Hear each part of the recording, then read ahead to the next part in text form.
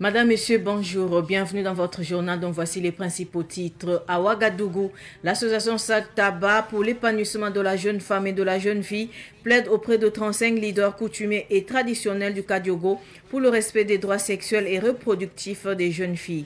Les détails dans ce journal. La Chine explore l'intelligence artificielle pour transformer le paysage télévisuel. Sur la chaîne Xiamen TV, une présentatrice virtuelle conçue par l'intelligence artificielle est déjà à l'antenne. Une avancée technologique qui soulève une question. L'intelligence artificielle va-t-elle remplacer les présentateurs traditionnels? À suivre dans quelques instants.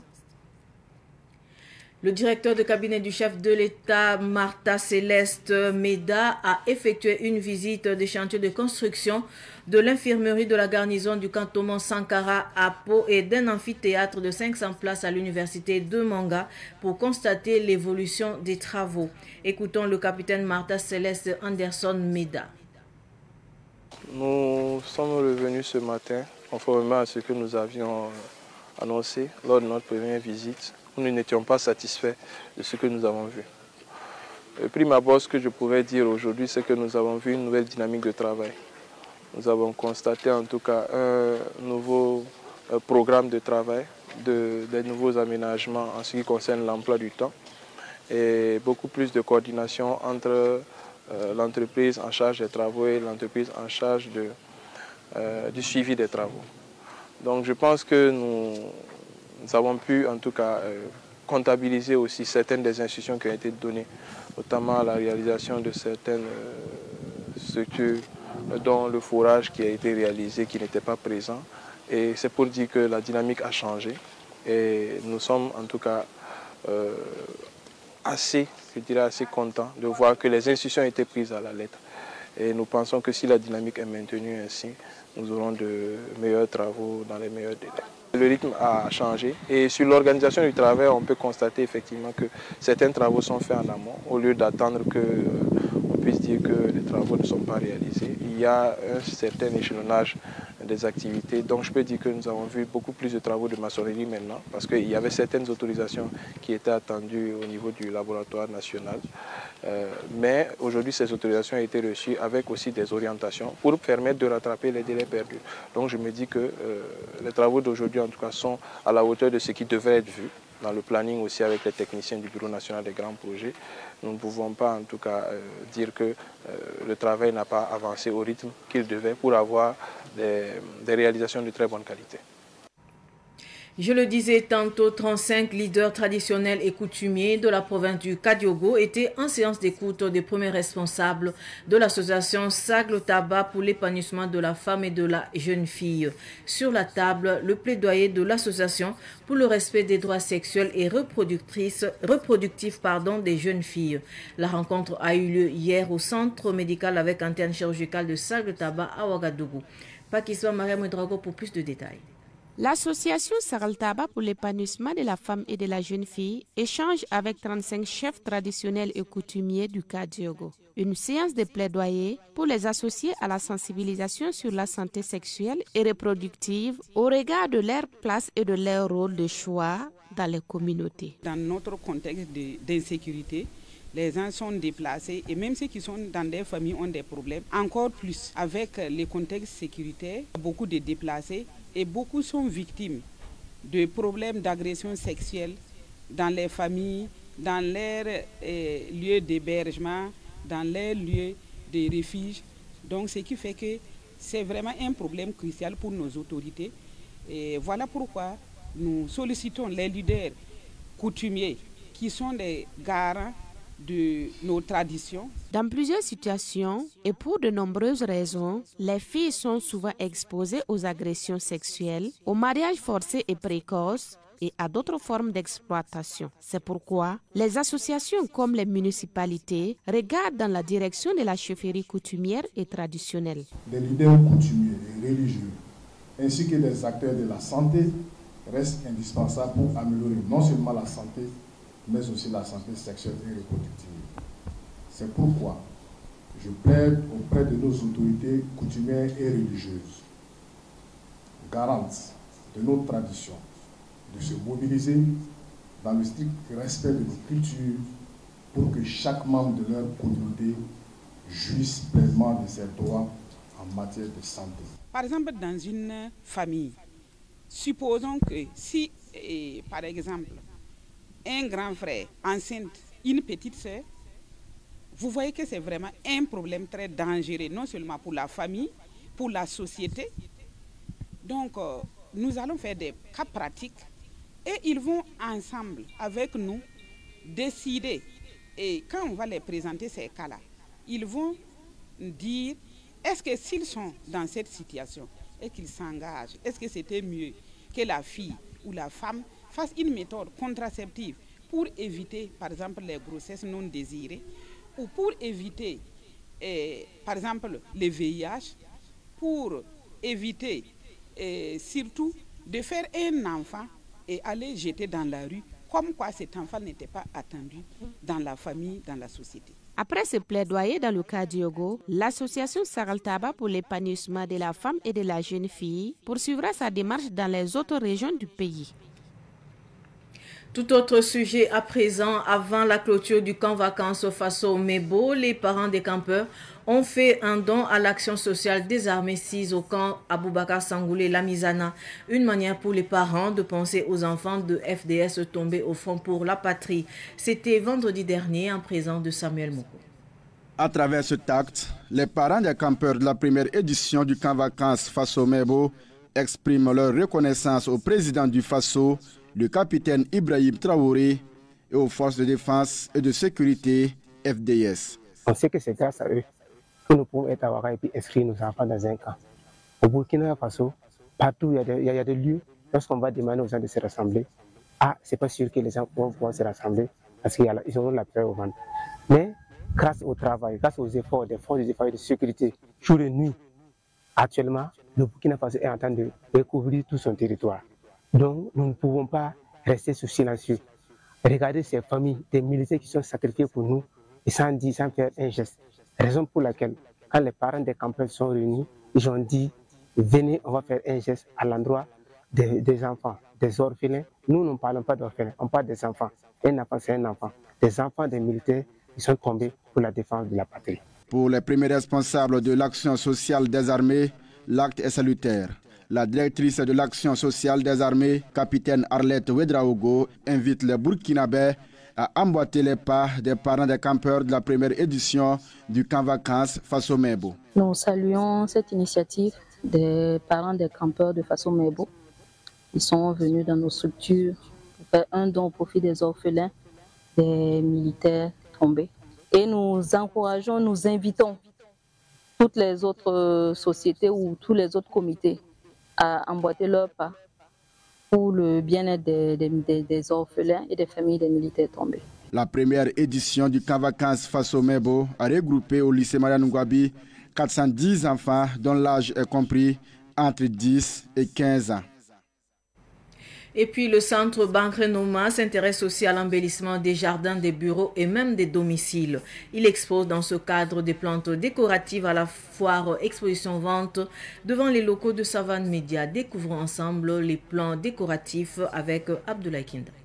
Le centre Bankrenoma a aussi pensé à la décoration à côté de la promotion des plants médicinaux et fruitiers. Des fleurs et des plants décoratifs sont aussi exposés à la foire. Ces plants peuvent être utilisés pour embellir les maisons ou les bureaux.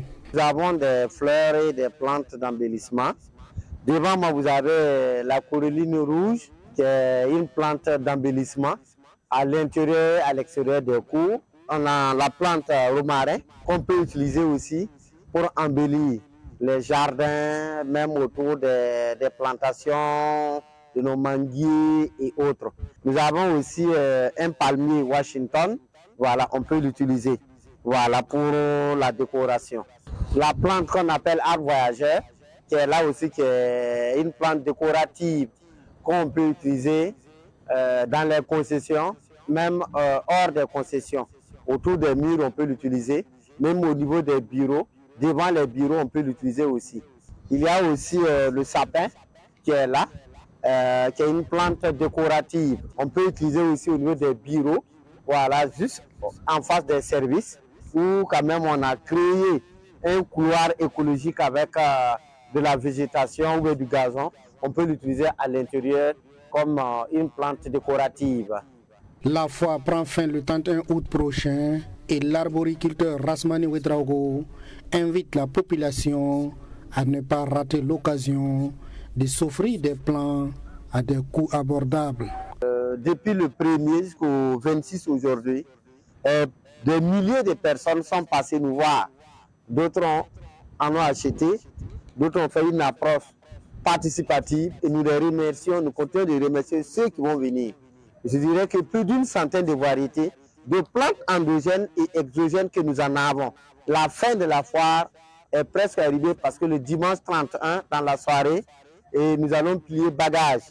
Et nous sollicitons à tous ceux ou celles qui n'ont pas encore eu des plantes ou qui en désirent en avoir, qu'ils peuvent se déporter sur les lieux jusqu'au dimanche 31, qu'ils pourront avoir tout ce qu'ils veulent pour les plantations, que ce soit dans des vergeries, que ce soit à domicile, que ce soit des écoles, que ce soit des lieux de culte. Ils peuvent passer et chercher ce qu'ils veulent. Rappelons qu'à la fois des plantes du centre Bangarnoma sont exposées des plantes exogènes et endogènes. Parlons sport à présent. La Fédération burkinabé de gymnastique a organisé le week-end écoulé à Ouagadougou son championnat national. Ruben Wilson Kodjo nous en dit plus. Samedi, c'était une nouvelle forme de gymnastique que le public sportif a eu la chance de découvrir. Il s'agit de la gymnastique aérobique exécutée par ces jeunes gymnastes.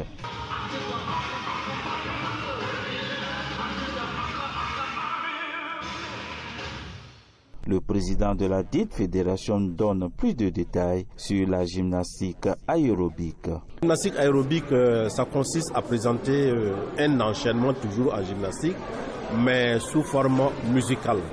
Ça peut se faire seul, à 2, à 3 et à 4. Aujourd'hui, nous avons choisi de faire 2 et 3. Mais c'est une gymnastique qui est basée sur le rythme. Il faut coordonner vos mouvements avec la musique du début à la fin et coordonner les mouvements entre vous. Vous devez faire la même chose du début jusqu'à la fin. Et après 2 passages en duo et trio, c'est le Faso Gym Tanlan de Zignaré qui est sacré champion de la saison 2024-2025 en duo et trio dans la catégorie des moins de 14 ans. Durant, on va dire 5 mois, nous avons préparé avec acharnement cette compétition. Étant donné que c'était la première édition, alors nous avons vraiment mis le paquet pour nous faire remarquer à cette édition-là. Le dimanche, c'était le tour des seniors avec la gymnastique artistique. Et là, Aminata Boli, de gymnaste acrobatique de Dafra, venu de Bobo Dioulasso, et Moussa Zungrana de l'Espérance Club de Ouagadougou sont les champions de la saison. Miloro Koulibaly, député à l'Assemblée législative de transition, a bien voulu associer son image à ce championnat. Lorsque ils sont venus me solliciter pour le parrainage, je n'ai pas hésité parce que la gymnastique, c'est une discipline comme tout autre.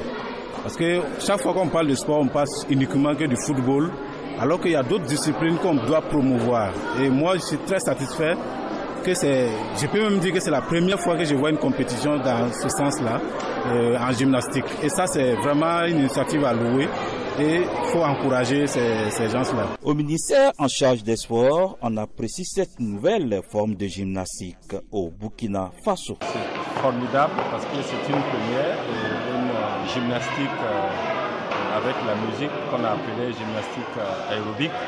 Une innovation de la Fédération burkinabé de gymnastique. Je l'ai dit tout simplement bravo. Ce championnat de gymnastique avait pour thème contribution de la gymnastique à la promotion de la paix et de la cohésion sociale pour un Burkina Faso résilient. Sport toujours, l'AS Douane chez les dames et l'USFA chez les hommes sont les équipes championnes de la saison 2024-2025 en volleyball à l'issue du championnat national disputé ce week-end à Ouagadougou. En finale féminine, l'AS Douane s'est imposée face à l'AS Sonabel par 3-7-0, tandis que du côté masculin, l'USFA a pris le dessus sur l'AS Poste 3-7-1. Le président de la Fédération burkinabé de volleyball, Casimir Sawadogo, a exprimé sa satisfaction quant au bon déroulement de la compétition. Il s'exprime au micro de Ruben Wilson Kodjo. Grâce au ministère des Sports, et grâce au Comité national olympique, et grâce à tous les partenaires de la Fédération burkinabé de volleyball, nous venons de voir des beaux matchs, des belles prestations, et c'est les meilleurs qui ont gagné. Le niveau du volleyball burkinabé aujourd'hui est très élevé. Et nous pensons que nous pouvons titiller les grandes nations de volleyball si nous avons toujours l'accompagnement des autorités, du ministère et de nos sponsors habituels. Nous allons participer au tournoi beach volleyball de la zone 3 en Côte d'Ivoire avec l'accompagnement de notre ministère des Sports. Et ensuite, nous allons préparer aussi les compétitions internationales qui vont se dérouler cette année. Nous devons ramener des médailles et des trophées parce que le ministère nous encourage à participer, à revenir avec des trophées et des médailles. Hors du Burkina, la République populaire de Chine, un pays à la pointe de la haute technologie. La production audiovisuelle à partir de l'intelligence artificielle en est un exemple illustratif. Sur les antennes de la télévision siamane, une présentatrice générée par l'intelligence artificielle donne déjà des nouvelles au public. L'avancée technologique est considérable et l'intelligence artificielle prend sa place dans la production audiovisuelle en Chine. Le compte-rendu de Germaine Faram. Une présentatrice générée par l'intelligence artificielle donne des nouvelles au public. C'est la place que les médias audiovisuels chinois accordent désormais à l'IA dans la production. Ce pays, reconnu pour ses exploits technologiques, a fait de l'IA un moyen d'efficacité de production audiovisuelle. C'est le cas au centre de télévision de diffusion de Xiamen, une ville chinoise qui utilise des images des présentatrices réelles pour la réalisation d'un journal télévisé. Nous utilisons l'IA dans la post-production et en fait l'objectif c'est pour créer un effet similaire à celui de la production réelle. Il y a quand même des différences, des distinctions à faire entre une vidéo réelle et la vidéo de l'IA. Et en fait l'effet produit par l'IA c'est aussi lié au tournage de cette personne réelle. Dans les médias chinois, l'intelligence artificielle intervient dans la production des émissions et des contenus. Elle est également utilisée dans la rédaction des papiers journalistiques, à condition que la source soit mentionnée. Dans ce pays de l'Asie, tout est réuni pour que l'utilisation de cette nouvelle technologie, qui n'a plus de secret pour sa population, soit bénéfique. Le gouvernement chinois a des exigences strictes sur l'utilisation de l'IA. Par exemple, si c'est une vidéo produite à partir de l'IA, ce sera marqué. C'est-à-dire que cette vidéo, une fois publiée sur Internet, c'est marqué qu'il y a les effets de l'IA. L'intelligence artificielle influence aujourd'hui le domaine des médias, tant dans la collecte, le traitement que dans la diffusion des contenus. Si elle permet d'augmenter la productivité, l'efficacité et la rapidité, elle n'est pas sans risque. Les impacts négatifs sont aussi multiples. Cela peut causer le chômage, baisser le revenu et accroître la dépendance des utilisateurs à l'IA. Surtout dans les pays développés, on accorde une attention particulière à ce problème de remplacement des postes par l'IA. On ne veut pas que ce sera le cas à l'avenir. En plus, c'est difficile pour nous de vérifier quelles sont les fausses informations générées par l'IA. L'exploitation de l'intelligence artificielle dans les domaines d'activité suscite des inquiétudes sur les efforts intellectuels des humains. Mais pour le professeur Gilles Denkia, enseignant à l'Université de communication de Chine, il n'existe qu'une coopération entre l'IA et les humains. Pour faire face à ces défis, ces défis-là, tous les médias, tous les travailleurs des médias doivent avoir la capacité de concevoir et de juger quels sont les travaux à faire par l'IA. Et deuxième chose, c'est que les journalistes et les rédacteurs doivent aussi augmenter, renforcer leur capacité à utiliser, à pratiquer, maîtriser les technologies. Ils auront la capacité de critiquer et analyser les avantages et les désavantages des technologies. À l'ère de l'intelligence artificielle, le défi d'une meilleure maîtrise de cette nouvelle technologie de plus en plus indispensable s'impose aux médias, affirme professeur Jin Dekian, enseignant à l'Université de communication de Chine. Ainsi s'achève cette édition d'information. Merci de rester fidèle au programme de Savane TV. Au revoir.